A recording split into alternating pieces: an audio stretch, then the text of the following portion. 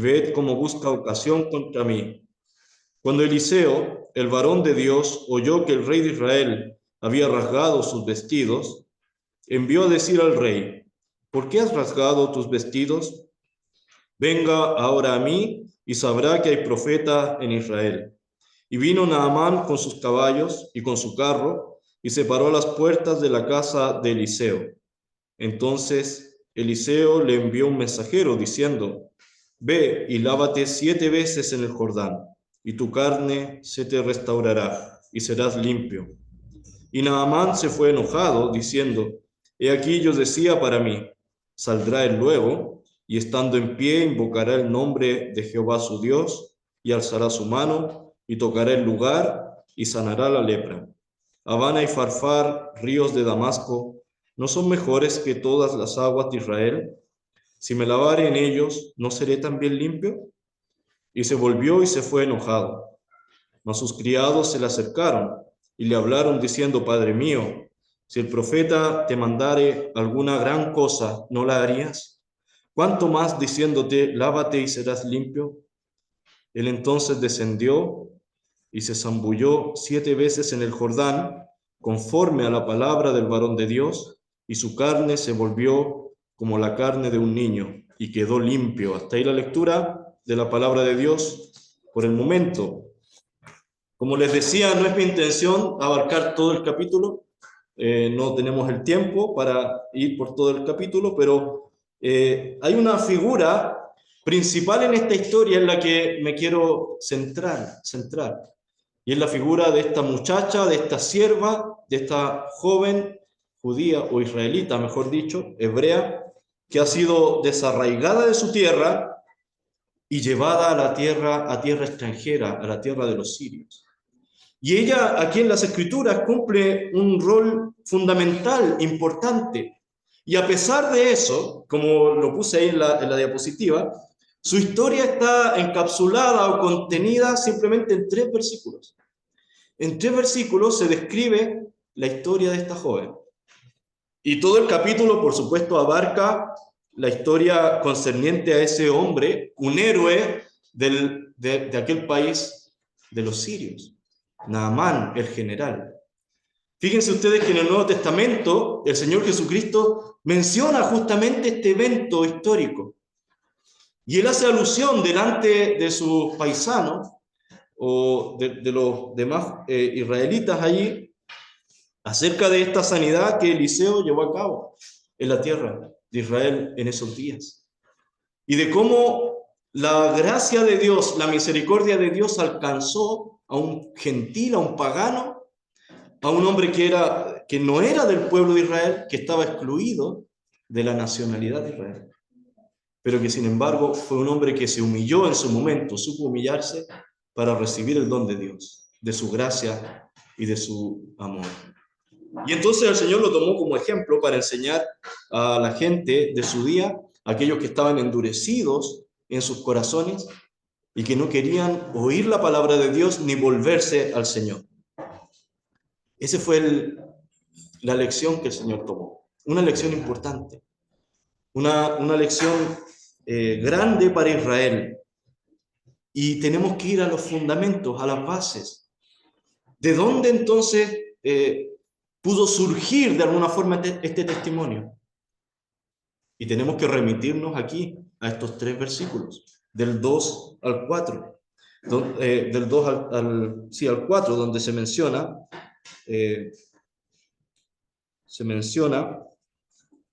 la actividad, el testimonio de esta niña. Y yo lo subtitulé de esta manera: Talita Kumi. ¿Alguien se recuerda de esa expresión? ¿Dónde aparece? Es la hija de Jairo, ¿cierto? La hija de Jairo. También una niña, una joven. ¿Qué edad tenía esa niña? 12 años. Tenía 12 años. Y cuando el Señor entra en la casa de esa joven, o de Jairo, perdón dicho, y va al dormitorio de la niña, él la levanta y le dice: niña o muchacha, dice Lucas, a ti te digo, levántate, y la toma de la mano y la levanta. También en Mateo se registra el milagro, pero es interesante que en Marcos, capítulo 5, versículo 41, Allí solamente Marcos menciona estas dos palabras interesantes, que están dichas en hebreo, perdón, en arameo. Entonces, fíjense que hay algo particular aquí, y eso es lo que quiero yo hacer el nexo o la comparación con esta joven aquí en Segunda de Reyes, capítulo 5. Miren, anoté ahí algunas cosas, porque la palabra talita, en su raíz, tiene la idea de corderito. Dice ahí en arameo la palabra talía, significa niño, joven o joven, y también se relaciona con la palabra talía, que significa cordero o corderito. Y más abajo en hebreo también dice ahí, ¿cierto? Se utiliza para referirse a un cordero, un animal joven. En arameo dice la palabra, puede tener una connotación similar, sugiriendo inocencia, pureza y vulnerabilidad, características asociadas con un corderito, es lo que anoté. Entonces podemos tener la imagen o la idea de que cuando el Señor llega a la casa de Jairo y la niña está muerta, Él no dice que está muerta, dice que está dormida, ha muerto. Todos lo saben, están tocando la flauta, están llorando, y cuando el Señor dice, no, no está muerta, duerme, ¿qué hicieron ellos? Se burlaron del Señor. Y entonces el Señor entra al dormitorio, y es interesante la historia porque no entra solo, entra con Jairo, con la mamá de la niña, y 3 discípulos, ¿cierto?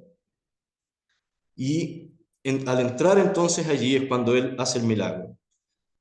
Vamos a volver a esa diapositiva, pero en el caso de la jovencita que estamos viendo aquí en el capítulo 5 de Segunda de Reyes, dice allí, de Siria habían salido bandas armadas que habían llevado cautiva de la tierra de Israel una muchacha, la cual servía a la mujer de Naamán. Y yo puse como primer punto ahí una muchacha, para hacer el paralelo, la comparación con la niña que el Señor de alguna forma levantó, que el Señor asistió. ¿Por qué quise hacer esta comparación? Porque lo cierto es que cuando el Señor entra en escena, podríamos decirlo así, cuando Él levanta a aquella niña que yace muerta, que ha perdido su vida, Él se presenta como el buen pastor, como aquel que vino para dar su vida por las ovejas, para salvar las ovejas. Aquel que puede dar vida en abundancia, lo dice en Juan en el capítulo 10. Y está la cita aquí, yo les puse, ¿cierto? Que en Marcos 5:41 dice, tomando la mano de la niña, le dijo, Talita Cumi, que traducido es, niña, a ti te digo, levántate. Y sigue, bueno, la historia. Fíjense que al final dice ahí en Marcos que él mandó que nadie lo supiese y dijo que se le diese de comer. La idea es completa. ¿Se fijan cómo él levanta a la niña, a la corderita, a su corderita, y la apacienta? Pide que se le dé de comer. Y referente entonces en el caso de aquí de Segunda de Reyes capítulo 5, yo puse ahí en las condiciones en las que se hallaba el pueblo, esta niña era un blanco fácil de los enemigos. La joven que no se menciona aquí en Segunda de Reyes capítulo 5, no sabemos cómo se llamaba, cuál era su nombre, pero ella fue sacada de su casa, de su tierra, de su familia y fue llevada a la tierra de los sirios. ¿En qué condiciones estaba el pueblo de Israel para que los enemigos de Israel pudieran hacer incursiones con bandas armadas y llevar cautivos, llevar presos a parte de la población o algunos de entre el pueblo, y entre ellos esta niña?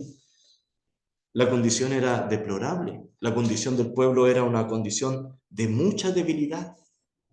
Era una condición de olvido del Señor, de alejamiento. Es tan así que en el contexto que estamos leyendo aquí, en Segunda de Reyes, el Señor había levantado primero al profeta Elías.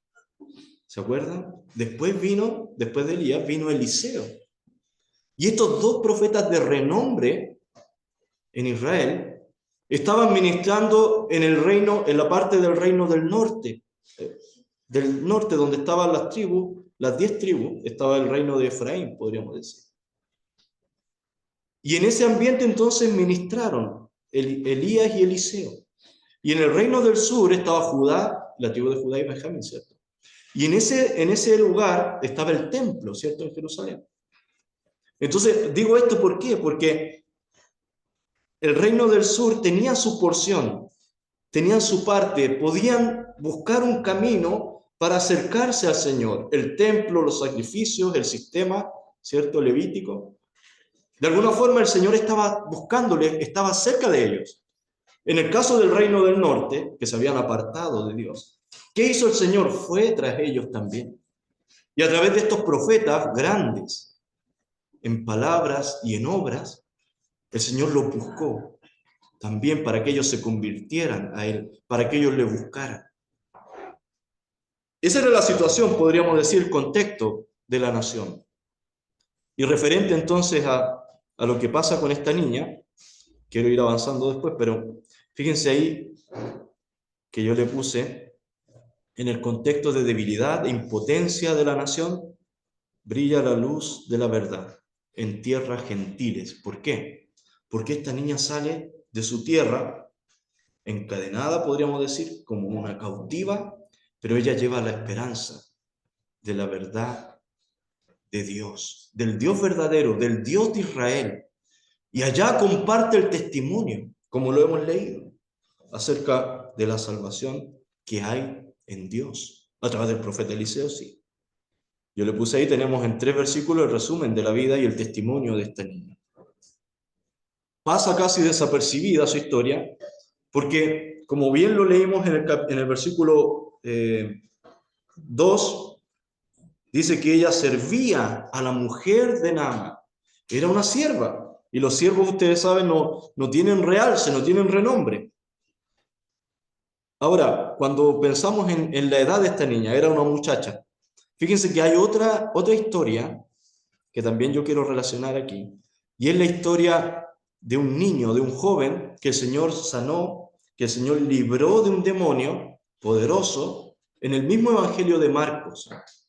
Y en ese Evangelio, cuando el Señor desciende del monte de la transfiguración, los discípulos están disputando con los escribas, no habían podido librar al joven del demonio, y entonces el Señor dialoga con el padre del joven que le está rogando que tenga misericordia de ellos, y el Señor le hace una pregunta interesante. Él le dice, ¿desde cuándo que le pasa esto?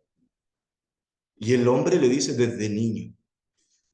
Y entonces aquí hay otra cosa que yo quiero relacionar con estas 3 historias, o con estas 2 historias, tanto de la joven, la hija de Jairo, y esta niña aquí, en Israel. Fíjense que dice ahí, cuando el Señor entró en la casa, en Marcos 9, los discípulos le preguntaron aparte, ¿por qué nosotros no pudimos echar fuera ese demonio? La pregunta tiene coherencia porque ¿se acuerdan que el Señor los había mandado de 2 en 2 a hacer milagros y a echar fuera demonios?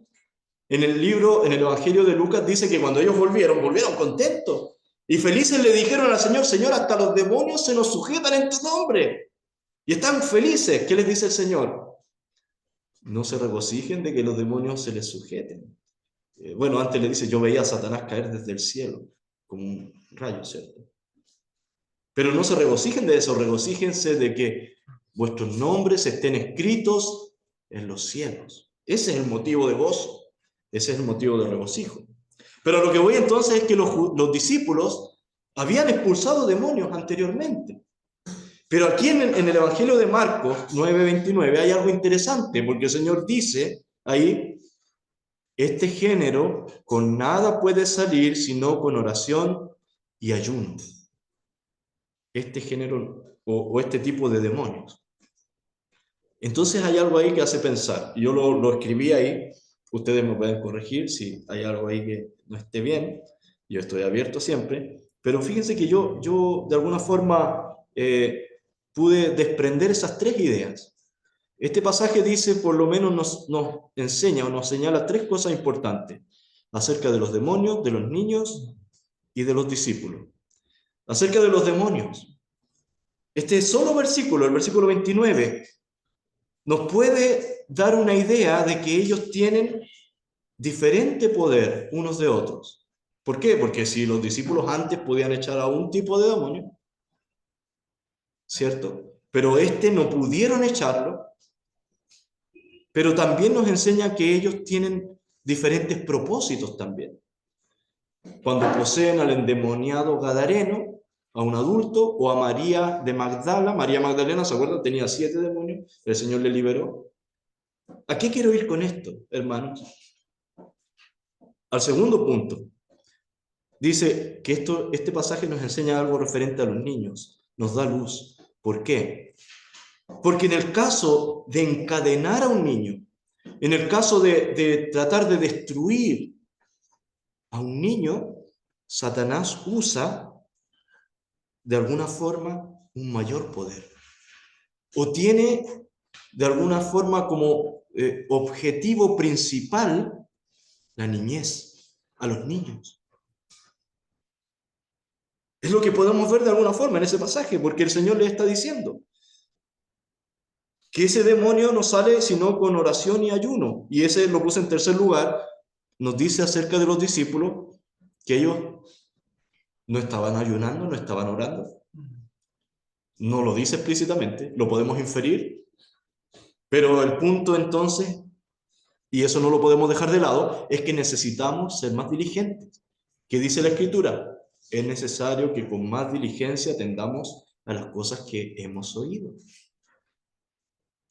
Y en este aspecto entonces, hermanos, tanto como en el caso de la hija de Jairo, que yace muerta, que ha caído en las fauces de la misma muerte, que no ha entregado nunca a nadie, excepto cuando el Señor ha librado de la muerte, de la misma muerte, a aquellos que resucitó. Ese poder ante el cual nosotros somos impotentes, que somos débiles totalmente. O en el caso de la joven hebrea que fue arrancada de su tierra y llevada a tierra de los sirios, vemos la misma idea. Destruir, privar de libertad, matar. Es el objetivo del maligno. Y eso es lo que le puse aquí como segunda cosa en el caso de esta joven. Y aquí ya quiero fijarme en la forma en la que ella va a brillar. Le puse ahí: toda su vida pasó a un segundo plano. Cuando fue sacada de su casa, de su familia y de Israel. Toda su vida pasó a un segundo plano. Y en este aspecto, entonces, esta niña o esta joven, sierva de Naamán, se eleva como un ejemplo para nosotros. Porque ella estuvo dispuesta a servir al Señor. Ella estuvo dispuesta a dar testimonio de la verdad. Fíjense que llega a ser imitadora o de alguna forma semejante a lo que Pablo decía en la carta a los Efesios. ¿Se acuerda ahí el versículo 20 del capítulo 6? Bueno, él está pidiendo oración a los creyentes, a la iglesia. Dice: orando en todo tiempo, con toda oración y súplica en el Espíritu, velando en ello con toda perseverancia y súplica por todos los santos y por mí, dice, a fin de que al abrir mi boca me sea dada palabra para dar a conocer con denuedo, con valor, el misterio del Evangelio. Y dice el versículo 20, por el cual soy embajador en cadenas, que con denuedo significa valor, que con valor hable de él como debo hablar. Es exactamente lo que hizo esta joven en casa de Naamán. Ella fue llevada cautiva desde su tierra. Y sin embargo estuvo dispuesta a dar testimonio de la verdad. Allá en Israel hay un profeta y lo dice con toda certeza: si mi Señor va allá y ruega, Él le sanará. No abre la posibilidad de que seas sano, de que le libre. Puede ser. No. El mensaje es claro y ella le dice: primero debe rogar. Y eso nos habla de humildad. Naamán debe bajarse. Ese general tan grande a los ojos del rey de Siria y a los ojos del pueblo, que ha sido el héroe nacional, tiene que bajarse y tiene que rogar. No lo entiende, ustedes lo leyeron conmigo, Naamán no lo entiende, el rey tampoco. Se llena los bolsillos, llena los bolsos y se va con dinero cargado de oro y de plata, vestido, porque va rumbo a Israel a comprar la salvación de su vida o la limpieza. Él no lo entendió, pero la niña, la joven, dio el mensaje correcto y lo dio claramente. Y mucha gente, como Naamán, está ciega en su entendimiento. No entiende que la salvación es por gracia. Es un don de Dios, un regalo, solamente hecho posible por la cruz del Señor Jesucristo, por su obra perfecta. No se puede comprar. No soy rescatado con oro o con plata, cantamos en nuestro siglo.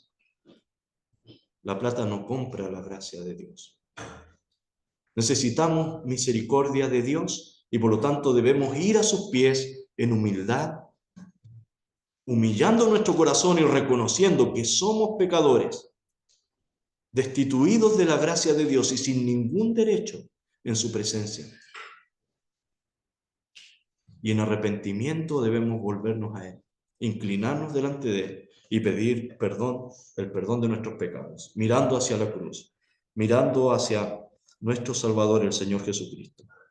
Ese es el mensaje que esta joven dio, esta joven cautiva. Dice aquí, en tercer lugar, que ella era de la tierra de Israel. Eso, hermanos, yo lo destaqué, porque fíjense que hay algo ahí, una particularidad. En Santiago capítulo 1, versículo 16, anoté el texto, dice, hermanos, amados hermanos míos, no erréis, toda buena dádiva y todo don perfecto desciende de lo alto, del Padre de las luces, o del Señor de la creación, en el cual no hay mudanza ni sombra de variación. Entonces, cuando hablamos de la tierra de Israel, esto tiene que ver directamente con el carácter de la joven que fue llevada a Siria. ¿Por qué? Porque la tierra de Israel es parte del don, de la buena dádiva, del don perfecto que Dios había dado a ese pueblo en ese momento en la historia. Y la buena tierra, la tierra de Israel o la tierra de Canaán, la tierra de la promesa, es la tierra que de alguna forma modela el carácter de los creyentes del pasado, del pueblo de Israel en ese tiempo. Fíjense que hay una cosa ahí, en Génesis 37:1 se habla de José, bueno, de Jacob primero, dice, habitó Jacob en la tierra donde había morado su padre, en la tierra de Canaán. Y esta es la historia de la familia de Jacob, y empieza la historia de esa familia como José, siendo de edad de 17 años, etc. Pero a lo que voy es que la tierra de Canaán, la tierra de Israel, lo que Dios les había dado a ellos como promesa, empeñando su palabra, tuvo la influencia en sus corazones para modelar el carácter de estos hombres, para hacer de ellos gente que buscara a Dios en adoración y en gratitud, porque lo que habían recibido venía de la mano de Dios. Ellos habían sido librados de la esclavitud, habían sido llevados a través del desierto hacia la tierra prometida, viendo los prodigios, los milagros, las señales de Dios. Y en una porción del pueblo, no en todos, sí, pero en una parte de ellos, esto infundió en sus corazones el temor de Dios y el amor y la gratitud al Dios verdadero, al Dios de Israel, al Dios de Abraham, de Jacob, de Isaac y de Jacob. Hay una comparación que hice también en Génesis 36:6. Miren, fíjense que Esaú también estuvo en Canaán, pero a diferencia de su hermano Jacob, él se fue de Canaán. O a diferencia de José, su sobrino, él no tenía sus afectos, no tenía su amor en la tierra de Canaán, en la tierra prometida, en la tierra que Dios les había dado. Él se fue, pero sí hubo algo interesante, porque dice ahí que él se enriqueció, tuvo sus hijos, sus mujeres, ¿cierto? Sus hijas, las personas de su casa, sus ganados, todas sus bestias, todo cuanto había adquirido en la tierra de Canaán, y se fue a otra tierra, separándose de Jacob, su hermano. Bueno, le sirvió la tierra de Israel o la tierra de Canaán para enriquecerse, para tener abundancia y ver cómo sus frutos se multiplicaban, cómo sus riquezas aumentaban. Pero luego se fue y él nos mostró un carácter piadoso. Sin embargo, en el caso, como yo les decía, de Jacob, José, o en el caso de esta joven cuyo nombre no sabemos, ellos son de la tierra de Israel, fueron formados en la tierra de Israel, ellos echaron raíces en esa tierra, pero no raíces físicas como esta joven, sino espirituales. Permaneció en ellos la esperanza, el vínculo entre esa tierra y la palabra empeñada de Dios, de la promesa de Dios hacia ellos. Y por eso es que cuando esta joven entonces es sacada de esa tierra, ella no se olvida. No se olvida del Dios de Israel, ni del profeta que hay en Israel, y del poder que allí emana, del poder que de alguna forma fluye de allí, de la presencia de Dios, de la voluntad de Dios en esa tierra. Entonces puse como cuarta cosa que podemos ver en esta joven, que ella fue una sierva.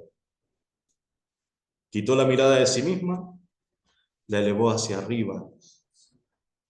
Y le puse ahí, bueno, hay una frase o una palabra, no sé si ustedes la han escuchado, pero es jocosa: no tuvo lugar para sufrir de ombliguismo, es decir, para estar mirándose el ombligo, para quedarse en la tierra de los sirios o en la casa de su señora, de la mujer de Naamán, lamentándose, sufriendo, resintiéndose, doliéndose, golpeándose el pecho, victimizándose, podríamos decir, tantas palabras que hoy día están de moda.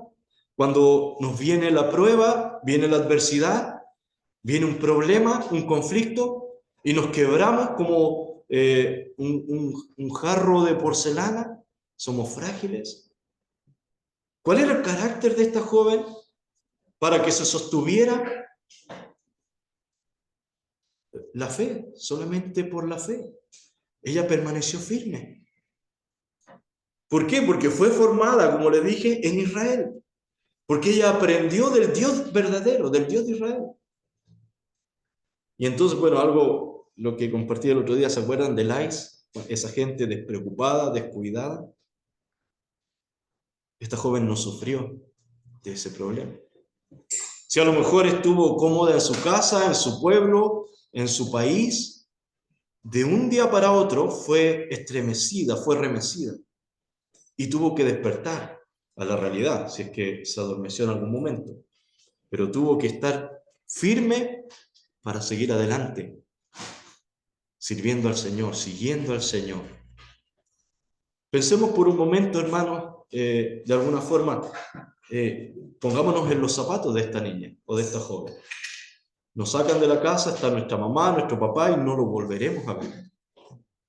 Están nuestros vecinos, nuestros amigos, algún novio, tenía planes de casarse, quería tener hijos para la gloria de Dios, llevarlos al templo, servir en Israel. ¿Cuáles son todos sus planes? Podían haber sido planes egoístas, viviendo para sí misma, como yo les digo, con este problema del ombliguismo, mirándose el ombligo. O podía tener planes piadosos y decir, no, yo quiero servir al Señor con una familia aquí en mi tierra, en mi casa, en Samaria, en Israel, no sabemos de dónde específicamente era. Ella menciona Samaria porque el profeta está en Samaria, no sabemos si era de Samaria. Pero podía tener estos planes también, piadosos. Y de un día para otro todo es cortado. No es fácil, ¿verdad? ¿Cómo estaríamos nosotros en una situación así? Se nos viene el mundo encima. Todo lo que conocemos, todo lo que amamos, queda cegado, cortado. Y sin embargo, ella permaneció firme, porque lo vemos en su testimonio. Ella hubiese podido desquitarse probablemente del hombre más responsable del drama de su vida, que era Naamán. El versículo 1 lo dice, ¿cierto? Naamán era el general del ejército, era el general invicto, victorioso. Seguramente él encabezó las tropas que la sacaron de su casa, de su pueblo, de su nación. Así que ella podía haberse hundido en el resentimiento, en el odio contra Naamán y haber dicho, el leproso se lo merece, que se llene de lepra, que se muera. Y ella hace todo lo contrario. Muestra un corazón perdonador. No solamente muestra un corazón perdonador, sino que ella ama a sus enemigos. Ora por ellos, bendice a sus enemigos. El carácter cristiano, el carácter de un creyente genuino, de un creyente fiel, es lo que hace con su testimonio. ¿Por qué? Porque de alguna forma, miren, yo les puse ahí el texto, Colosenses 3. Si pues habéis resucitado con Cristo, buscad las cosas de arriba, donde está Cristo sentado a la diestra de Dios. Poned la mira en las cosas de arriba, no en las de la tierra. Exactamente lo que esta joven hizo. Exactamente lo que hizo. No podemos decir que ella se olvidara de Israel, de su tierra, si esta gente ama esa tierra. Lo cantaban en sus salmos, ¿se acuerdan? Dice ahí el Salmo 122 que ellos tenían compasión del polvo de Jerusalén. Amaban esa tierra. Pero pocos de ellos, o algunos, podían ver que esa tierra prefiguraba la presencia de Dios, la misma presencia de Dios, y estaba ligada a la misma eternidad. Y entonces eso les sostuvo, eso la mantuvo, juntamente con el hecho que desde el versículo 1 en adelante, ustedes lo leyeron conmigo, se establece una palabra que a nosotros nos encanta, la soberanía de Dios.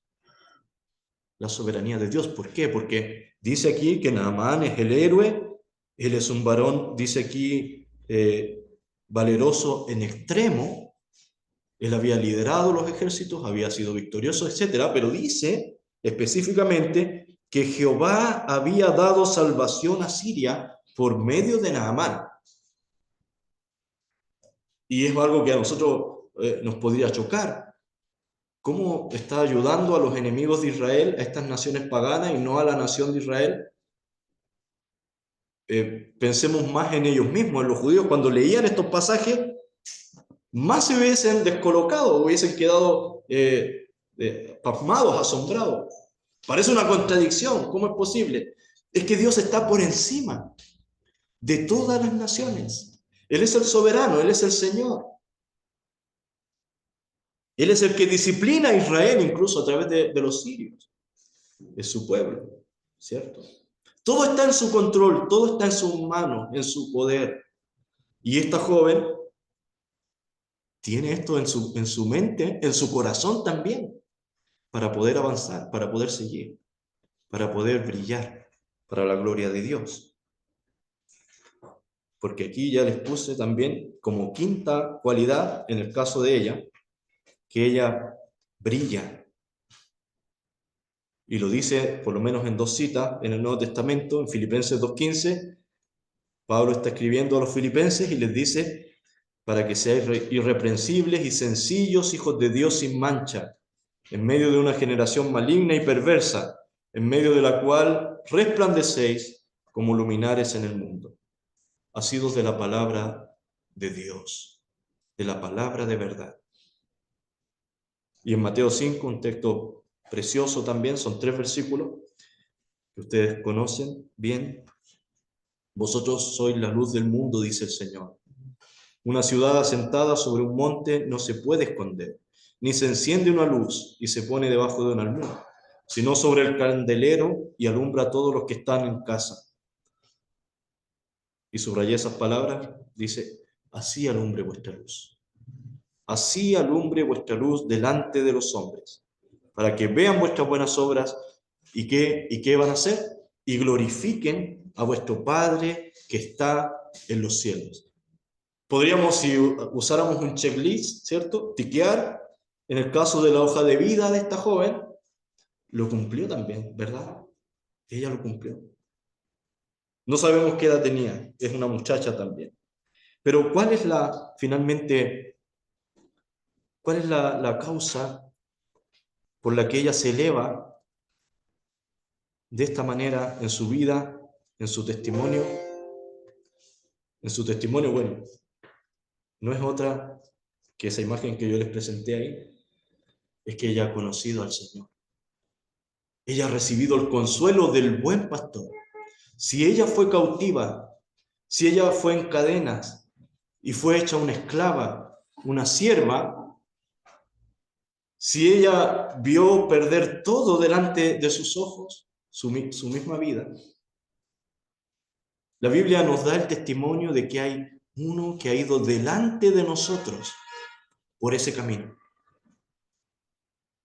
que también fue cautivo, también fue llevado preso, que también no es que lo perdió todo, lo entregó todo por amor a nosotros. Y él también fue siervo de todos. El que es el mayor, el más grande, el Señor, se hizo siervo y vino a este mundo por amor a nosotros, para rescatarnos y salvarnos. Si estos creyentes fieles del pasado recibieron la palabra de Dios, confiaron en la palabra, confiaron en el Dios de la palabra, recibieron una visión que les fortaleció, que les sostuvo en su vida, en medio de sus pruebas, en medio del drama que les tocase vivir, sea cual sea. Piensa en José, también vendido como esclavo, como siervo, desarraigado de su tierra, lo mismo, ¿cierto? Pero sostenido por Dios. Piensa en Daniel, el mismo caso, sacado de su tierra, hecho esclavo, hecho siervo, eunuco incluso, no vio familia, no vio hijos, todo perdido. ¿Pero qué tienen en común ellos entonces? Su fe, su confianza, que les mantuvo firmes para honrar a Dios, firmes para dar testimonio del Evangelio, de la verdad, de la salvación. Que en Dios hay vida, hay perdón, que Él es la luz y la salvación. Es lo que hizo esta joven. Y por eso está contenido este capítulo aquí. Nosotros no debemos obviamente exaltar hombres en ninguna medida, pero el Señor usa estos instrumentos frágiles y débiles para su gloria. Esta joven no se dice que haya hecho ningún milagro en su vida. Nunca lo hizo. Pero imagínense si no hubiese estado dispuesta a servir al Señor como lo hizo. Este relato en el capítulo 5 del segundo libro de Reyes sería diferente. Pero sin embargo el Señor plasmó aquí esta historia bella y gloriosa y luego la usó en el Nuevo Testamento para enseñar a aquellos duros de corazón cómo obra el Dios soberano y su gracia no solo en Israel, sino de forma extensiva a las naciones también. Y lo usó ayer, pero hoy día también, porque este testimonio permanece. Y este hombre enaltecido, este hombre que se eleva, que se ha elevado y que es reconocido en su nación, es un ejemplo para nosotros hoy día, para aquellos que en su orgullo no se bajan, no se humillan y no reconocen su inmundicia. Hay algunos detalles en esta historia que son dignos de destacar, y es el hecho de que este hombre, con todo y ser leproso, él podía participar públicamente en la vida del país, ¿cierto? O del pueblo en Siria. No solamente podía participar, sino que él también tenía un alto rango, un cargo importante en el país. E incluso dice aquí, por su testimonio, que él asistía al rey cuando el rey tenía que entrar a adorar a su Dios en el templo. Lo dice ahí en el versículo 18. Le está explicando a Eliseo y le dice: en esto perdone Jehová a tu siervo, que cuando mi señor el rey entrare en el templo de Rimón para adorar en él y se apoyare sobre mi brazo, si yo también me inclinare en el templo de Rimón, Cuando haga tal, Jehová perdone en esto a tu siervo. Naamán se había convertido, pero él iba a volver a Siria y tenía que ser parte de esas ceremonias de Estado. Cuando el rey tenía que ir a adorar y hacer las peticiones a sus ídolos, en el caso de ese dios falso, Rimón. Lo hacía antes y va a seguir haciéndolo después, pero ¿cuál es el punto que estoy aquí destacando? Es que este hombre leproso podía participar en sociedad, podía tener un alto cargo político o militar, podía incluso entrar al templo de sus dioses. ¿Por qué? Porque en la mente de este pueblo, la cultura de ese pueblo, la lepra no constituía para ellos una inmundicia. Como en el caso de Israel, la ley de Israel era diferente. Un leproso no podía acercarse a la población, a la gente, tenía que ser excluido, mucho menos podría entrar en el templo de Dios. Incluso cuando se cruzaba con alguien en la calle, ustedes saben, debía ponerse la mano sobre la boca y gritar, inmundo, inmundo, para que todos se apartaran. Y en el caso de Siria, un país pagano que no conoce al Señor, no conoce la verdad, ellos han relativizado estas cosas. Podríamos nosotros pensar entonces que cuando llega a las puertas de la casa de Eliseo y Eliseo le dice, ve y lávate 7 veces, este hombre se habrá sentido humillado porque le están diciendo que es sucio, que tiene que lavarse, que es inmundo. Y se enoja, orgullosamente se va y desprecia las palabras que se le han dado. Puede ser algo de eso. El Evangelio hiere nuestro orgullo, porque nos llama lo que verdaderamente somos, pecadores, perdidos y excluidos, no solo de la sociedad, no de un templo aquí en la tierra, sino de la presencia de Dios, y merecedores del juicio y del castigo de Dios. Y por eso que el mensaje para este hombre es un mensaje duro también, al mismo tiempo, porque Eliseo le dice, ve y lávate 7 veces, ni siquiera una vez. Podría, a lo mejor los siervos de Naamán haberle dicho, pero oiga, profeta o Eliseo, no pida tanto, si con una vez para que no ofenda a nuestro Señor. ¿Por qué 7 veces? Ustedes saben que el número 7 nos habla de algo completo. Hasta en el campo se usa, ¿cierto? Yo me acuerdo cuando trabajaba en otro trabajo antes, había un joven que de apodo le decían el 7 gorros, porque andaba siempre con un gorro. Y era jocoso, le decían el 7 gorros. La gente entendía que el número 7 se refiere a algo completo. O en México, cuando se acuerdan de las películas antiguas, había un personaje que le decían el 7 macho, porque era muy macho. Y era como la idea completa de que 7 veces tiene que lavarse en el río. Y tiene la idea, claro, de que este hombre tiene que bajarse y humillarse completamente ante Dios. Él no lo quiere hacer al principio, pero nuevamente son los siervos los que tienen la agudeza, podríamos decir, la sensibilidad de que este hombre tiene delante de sí la oportunidad de aprovechar lo que se le está ofreciendo. No puede dejar escapar esta oportunidad. Es urgente, él lo necesita. Aunque está ofendido, aunque su orgullo ha sido herido, no puede despreciar esto. Y aquí, si usted o hay alguien aquí que no es salvo, que no es creyente, dice la Biblia que hoy es el tiempo aceptable, ahora el día de salvación. Y debemos aprovechar cada día. Es un día de oportunidad que Dios nos llama al arrepentimiento, a que nos volvamos a Él. Si tú no eres salvo, conviértete al Señor y búscalo.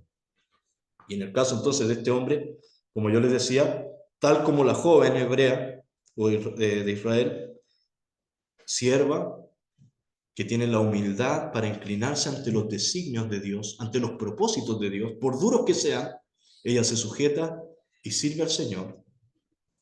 En el caso de estos siervos es diferente, porque ellos ahora tienen la agudeza de decir, Naamán, nuestro Señor se está equivocando, está despreciando la oportunidad de su vida. Es un héroe, es un hombre valiente, poderoso.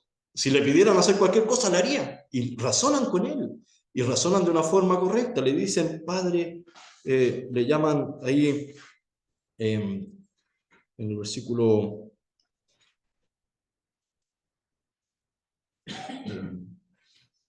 7, 13.